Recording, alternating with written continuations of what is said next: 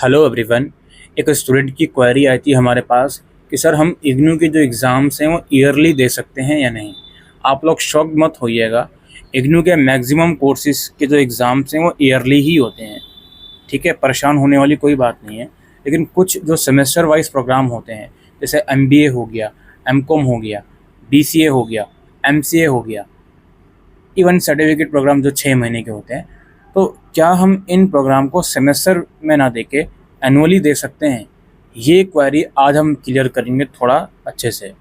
देखिए, सबसे पहले तो इग्नू के अंदर चाहे एग्ज़ाम्स सेमेस्टर वाइज हों या ईयरली हों, जो इग्नू की जो मार्कशीट आपकी होती है वो आपको कोर्स जब आप कंप्लीट कर लोगे उसके बाद ही दी जाती है।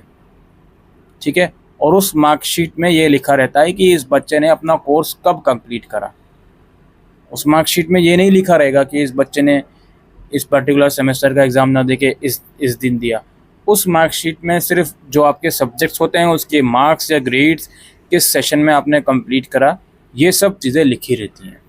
तो जो आपका सवाल आता है कि हम जो सेमेस्टर वाइज प्रोग्राम है उसके एग्ज़ाम सेमेस्टर वाइज ना देके एनुअली दे सकते हैं, जी हाँ, बिल्कुल आप दे सकते हो।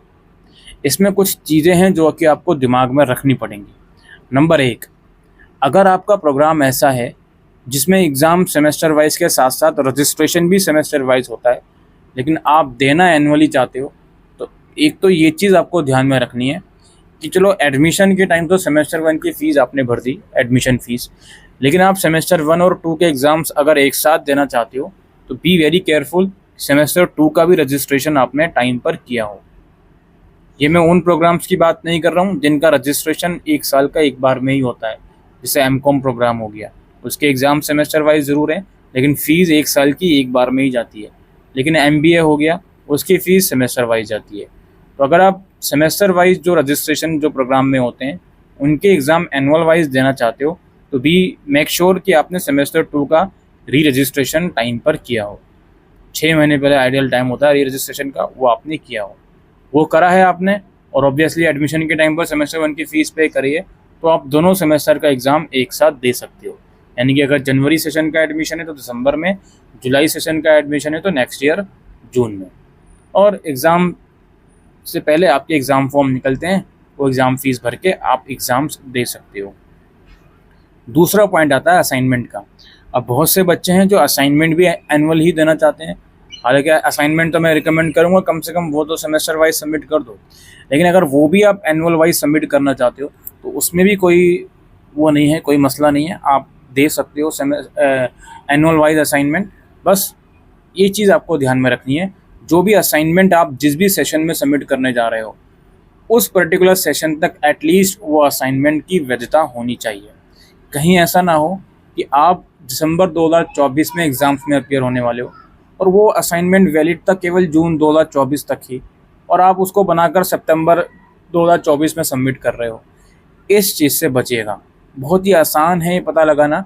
आप असाइनमेंट का क्वेश्चन पेपर डाउनलोड करोगे, उसमें सिंपल सा लिखा रहता है कि ये असाइनमेंट कब से कब तक वैलिड है, या ये लिखा रहेगा कि ये इस पर्टिकुलर सेशन के लिए है और ये इसकी लास्ट डेट है। तो कोई भी इसमें घबराने वाली या कोई भी कंफ्यूज होने वाली बात नहीं है। और लास्टली एक और चीज़ मैं आपसे कहना चाहूँगा, ये चीज़ आप ज़रूर से चेक कीजिएगा। मैं डिस्क्रिप्शन बॉक्स में इग्नू की डेट शीट का लिंक दूंगा आप लोगों को। वो डेट शीट एक बार आप डाउनलोड कीजिए।